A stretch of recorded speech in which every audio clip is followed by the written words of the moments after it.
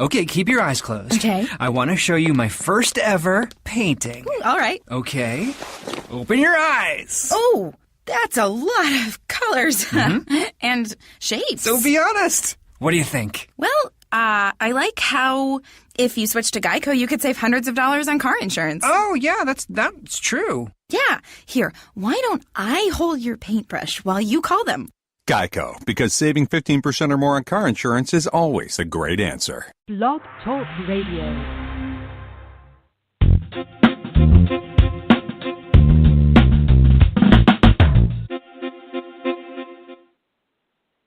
Hi there, everyone. Welcome to this brand new podcast called Business and Books with Molly McCord. That is me, where we will gather and talk about the world of business and books and strategies to help you grow as an entrepreneur, author, solopreneur, healer, or anyone offering their gifts to the world. I have over 25 years of sales, marketing, and business development experience, including being an author of 10 and a half books. I've worked with clients in 20 countries, hundreds of clients in 20 countries. I've done a lot of small business development to help others reach new results with their business, whatever that might be. It's different at every point of your business's development. I've managed email lists of 8 million, and on it goes. I've had a wide range of experiences that I want to give back to you to help you with what you may need right now. So in this show, I'll be sharing with you real-world stories, some really cool insights or tips I've learned along the way. I'll share with you some things that have worked for my clients.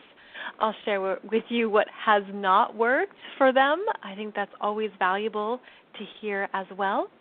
And other topics that I am excited about and want to help guide you with.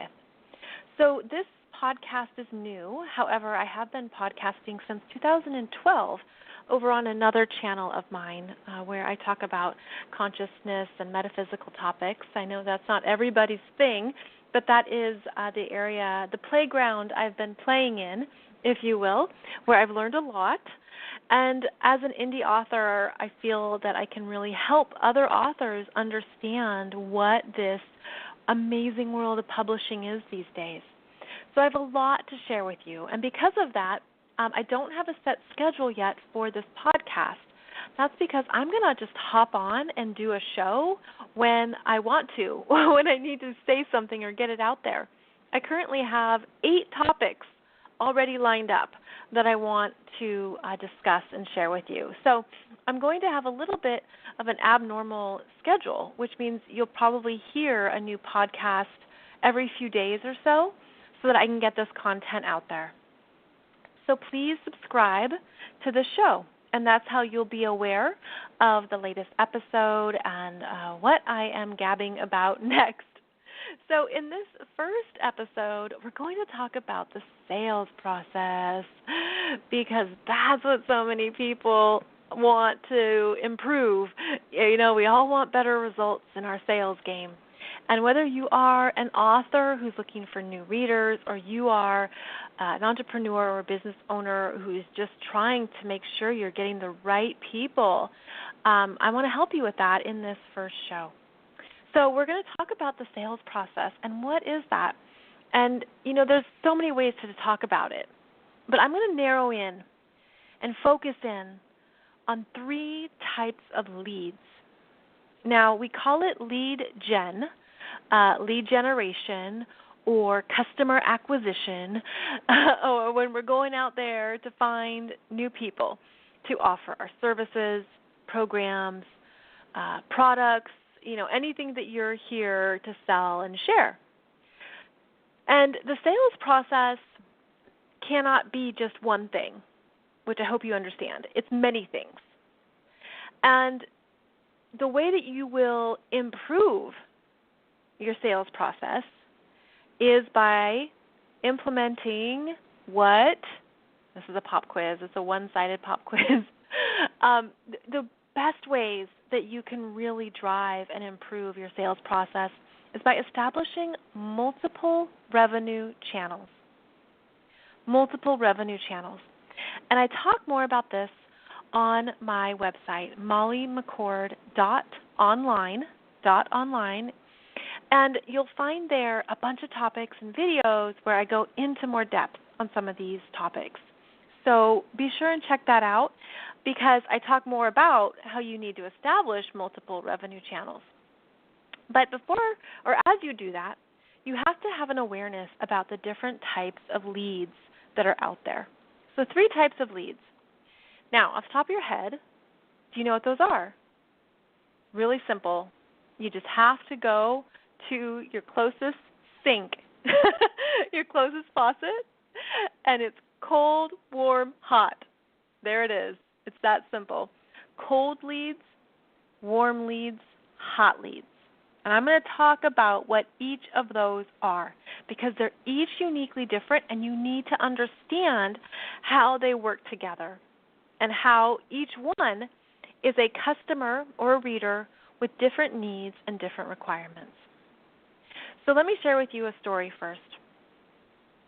Back in 2000, I had just graduated from college, and there were jobs everywhere. It was almost like you go out the door and you're just tripping over jobs. The economy was going really strong. This was during the big .com boom, and I had a lot of friends who were starting at tech companies or starting up tech companies, and it was just a very prosperous time for jobs. And I graduated from college with a degree in political science, and I just wanted to move somewhere, get my career going, and kind of figure it out later. So I wasn't all that picky, and I didn't have to be.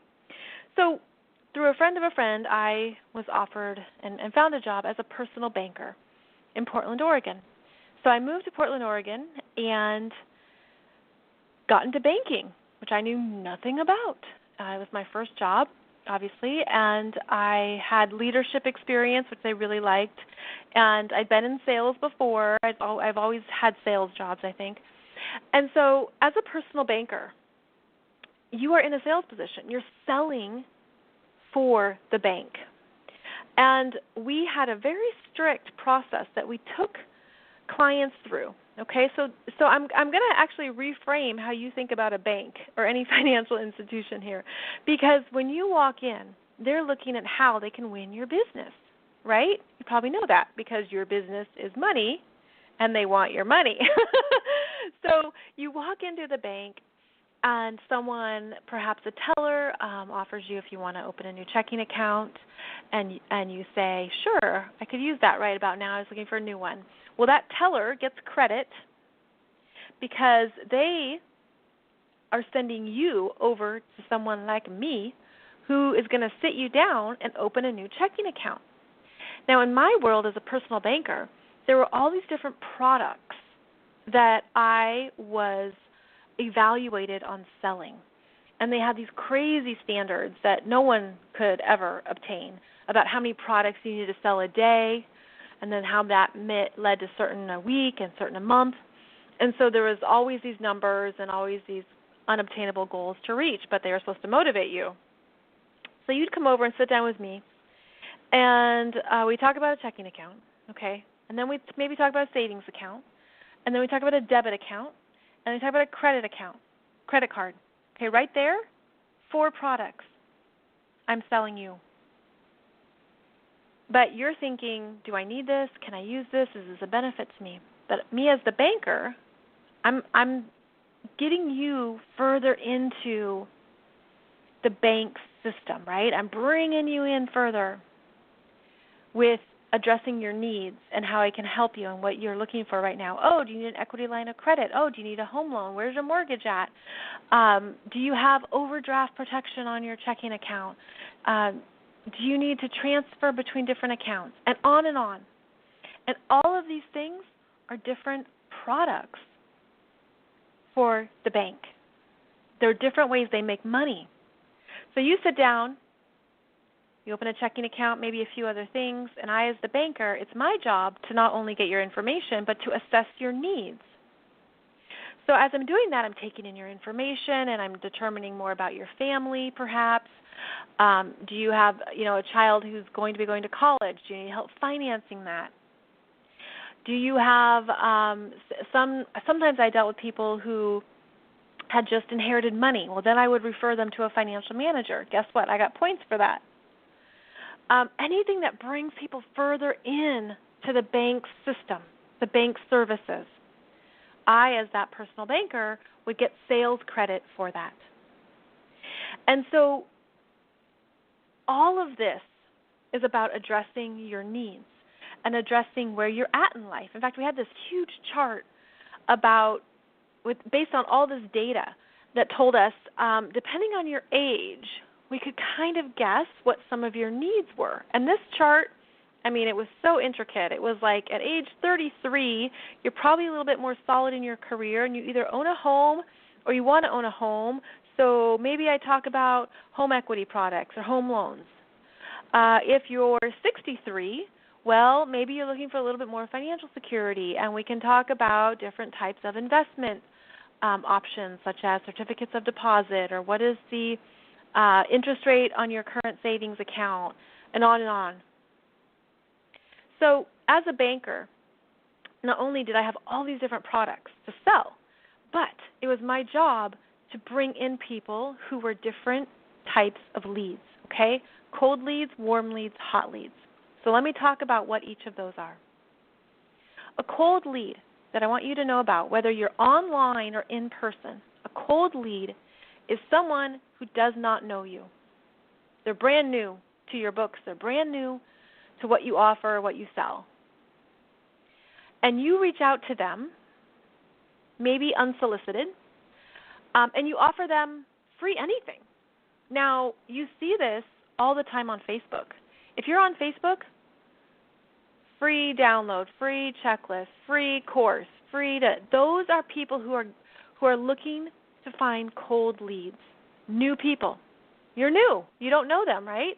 And so they're trying to they want to see if you're a good fit for what they sell. And they are new. They are bringing something new to you. So you, as the person selling, okay, this is where you have developed your free offer, anything that introduces you. And you're basically, you have to think of it as an introduction. You know, you put your strength forward, you put your best foot forward, you offer a free chapter of your book, you pre-qualify people for something. They are basically, they're coming to you and they have no attachment to you. Here's another example. Free food samples at Costco. It's a free sample. Everyone knows it's free. You go up there, you take a slice of the, grilled cheese that they're serving up, and you eat it, and there's no obligation, and you don't have to buy the product, and you don't have to do anything else except just take the free sample. That's cold lead generation. They're trying to get you to buy the product by sampling it first. So to do this in your business, you're basically giving something away for free. And this truthfully is the name of the game right now in so many ways, especially online. Free everything, right? I mean, you can get free books. You can get free half-hour coaching sessions. You can get free downloads and free courses. All of that is designed to bring you in the door. Or let's reverse roles. All of that is designed for you to bring people in the door. Now, depending how well you target those free to a certain audience, those free items will either have a higher conversion rate or they won't, right? If you're selling cheese in Costco, you're giving away cheese for free. Well, anyone will eat cheese. I mean, it's kind of like garlic bread. Anyone will eat garlic bread. That doesn't mean they're going to buy it. So that's a very wide target market. Maybe you're slimming down your odds of selling. But at the same time, if you understand that you're going to give away a lot to get some purchases, there is that quick conversion that happens with a cold lead. So what happens with these free downloads, for example, you give a free chapter away, you give a free coaching session, or you do something, a free checklist, you are typically putting in their information to take the connection further, to take the relationship further and turn them into a warm lead. All right? So a cold lead is someone who's brand new to you. They know nothing about you. They have no obligation to you because they don't have a relationship with you. They don't have a relationship with you. And a warm lead is how you continue to develop and nurture that relationship. So this is the person who already knows what you offer. Maybe they did buy something from you before. They bought another book, or they bought one of your services, or they've just seen you around. Maybe they haven't bought anything yet. They've seen you on social media. They followed you. They're on your email list. They're aware of your products. They're aware of what you do.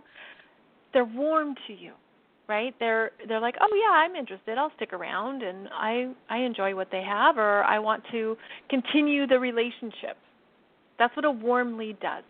So the cold lead is the introduction. The warm lead is, yeah, sure, we can keep going with this. And it continues the momentum forward.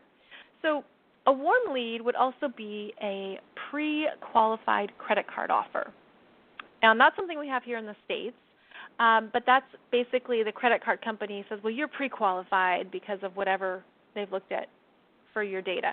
So you're pre-qualified. So it's a warm lead. So they somehow already know a bit about you, and so they're going to give you a better offer or a better deal. Another example of a warm lead would be a referral where you say, oh, you know, someone's already had, say, a session with you, a coaching session, and then they say, well, hey, invite a friend, and you both get a bonus or you both get a deal. That's a warm lead. A warm lead is someone who already has the perception that you have value for them. And they're more likely to buy because of that. So the sales process is all about, you know, switching someone from that cold lead into the warm lead and then to the hot lead. I'm going to back up here and go back to my banking experience as an example. So that person who walks in to make a deposit in the bank, and they talk to the teller, and the teller offers them the possibility of opening a checking account, and they say yes. That person's already a warm lead because they're already doing business with the bank. They're not cold off the street, right? They already have some kind of connection with the bank, and whether they're happy with their experience or it's just a convenience thing. What I found as a personal banker is that people have accounts all over town. And one of the other games people play, or I should say sales pressure that comes from above, is to get people to move all of their accounts over to one bank. But then there were issues with this because the FDIC only insures a certain amount of money per an account, per a person. So some people would diversify and be like, well, I'm going to keep, $10,000 over here or $20,000 over there. So anyways, that was another thing, is that you were trying to get more business so that business wouldn't go elsewhere. So that person who sits down in front of me to open that checking account is a warm lead, and I am converting them into a hot lead. We're going to call it a hot lead because that means you seal the deal. They're ready to buy. They're ready, in this case, to transfer money from one account to another or from one bank to another. And so a hot lead is someone who's ready to buy now. And what's fascinating these days is how the sales process online has changed, where everyone does a pre-launch in order to create more hot leads when they do launch. So they create anticipation.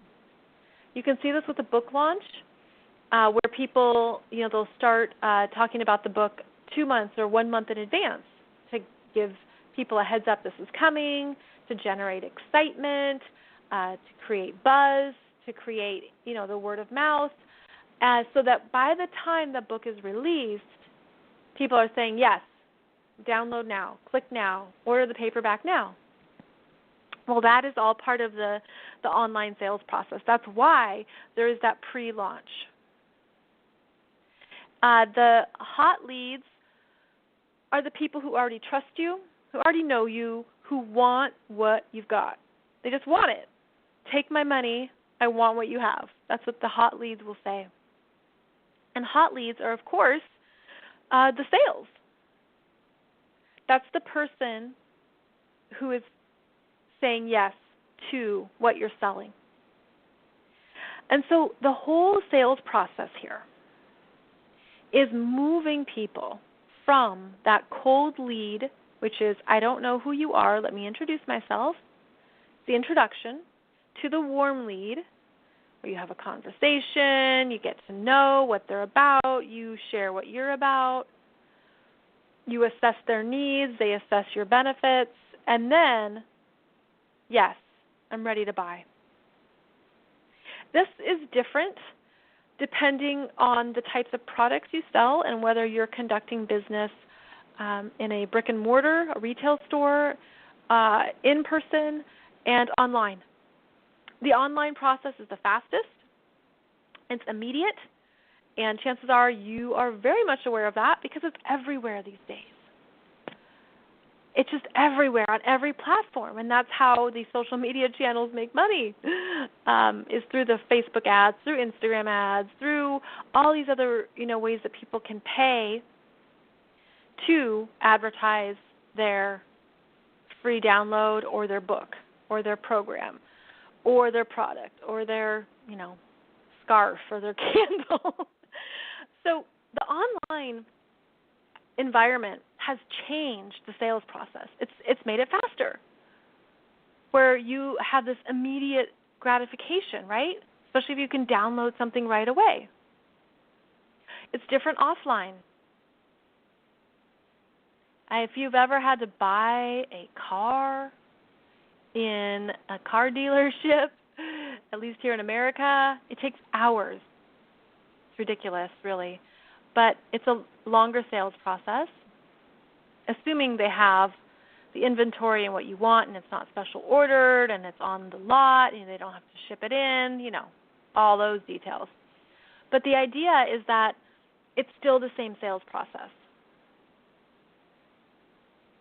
Now, one thing I want to help you with is that it's important to see here how a sales process is dating. It's relationship development.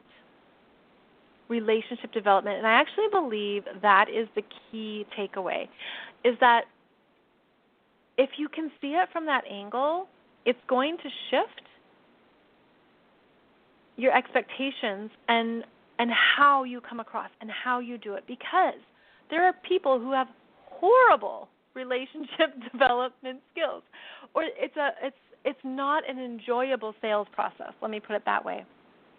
It's like walking through the mall, and the solicitor comes up to you and it's stuffing, free samples of perfume in your face, or a free sample of this, or try teriyaki chicken, and maybe yes, you say yes. Well, I think for food, it's easy to say yes.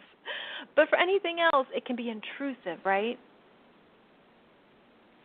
So you want to be aware of how the sales process is unfolding, how they are trying to bring in cold leads, turn them into warm leads, so that you're someone who buys.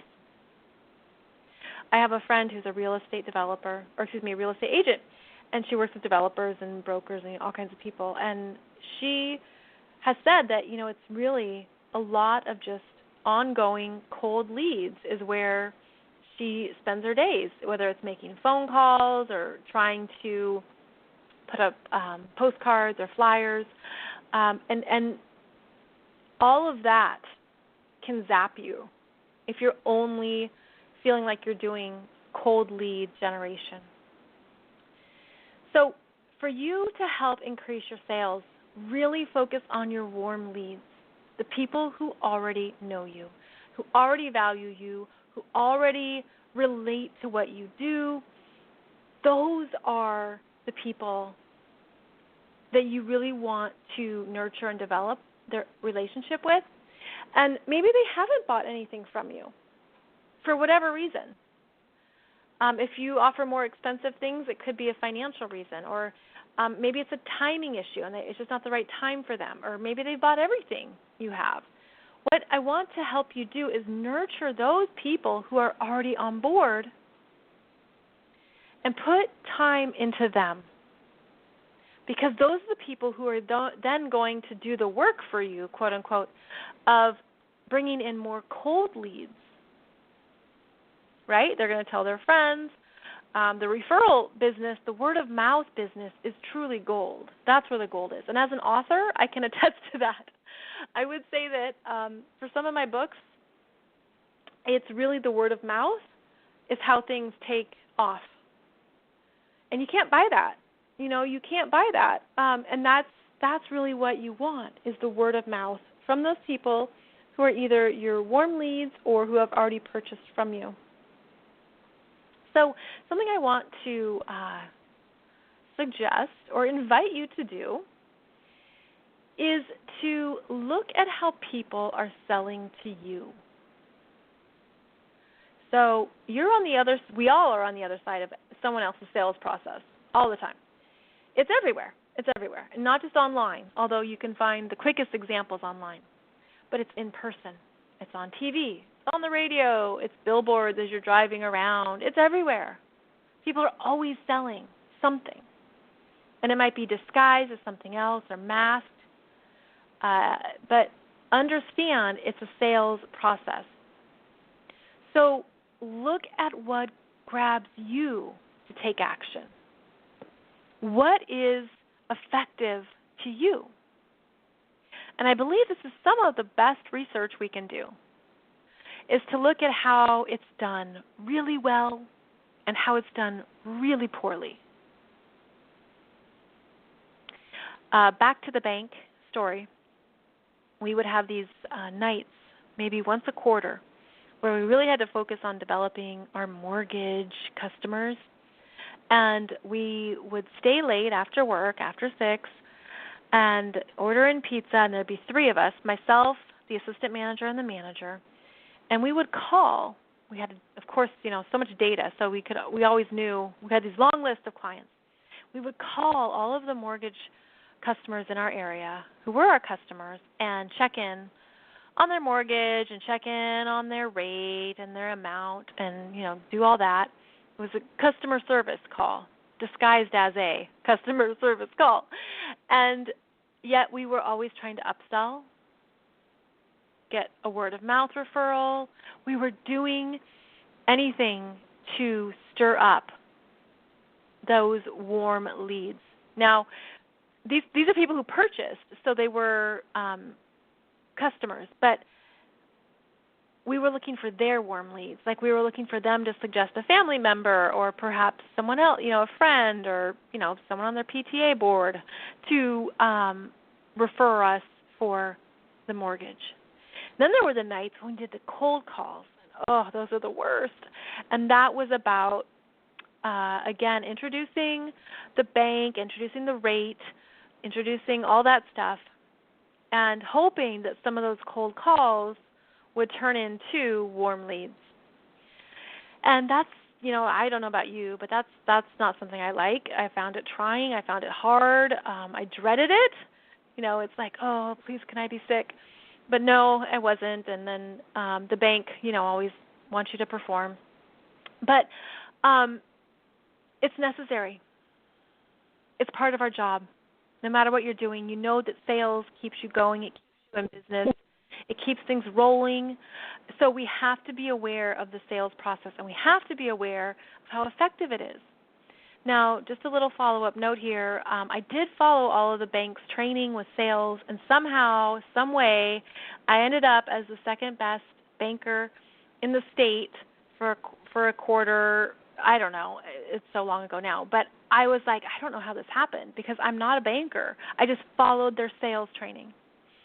So even if you're brand new to all this sales stuff, the more you practice it, it does get easier, it does get more effective, it does get better, it does work. There's a reason why we all do it. And it takes time, but you'll figure out exactly what you need. And if I can help you with that, I do offer strategy sessions. You can find out more on my website, mollymccord.online. And I hope this has helped you think more about your own sales process and how you can get out there a bit more with what you need in terms of relating it to people. Remember, it's about relationships. And I'll be back soon with another episode where we'll talk more about these kind of topics so you can have even more at your disposal to build up exactly the business and book career of your dreams. Thank you for connecting, and I hope to connect with you again soon. Take care.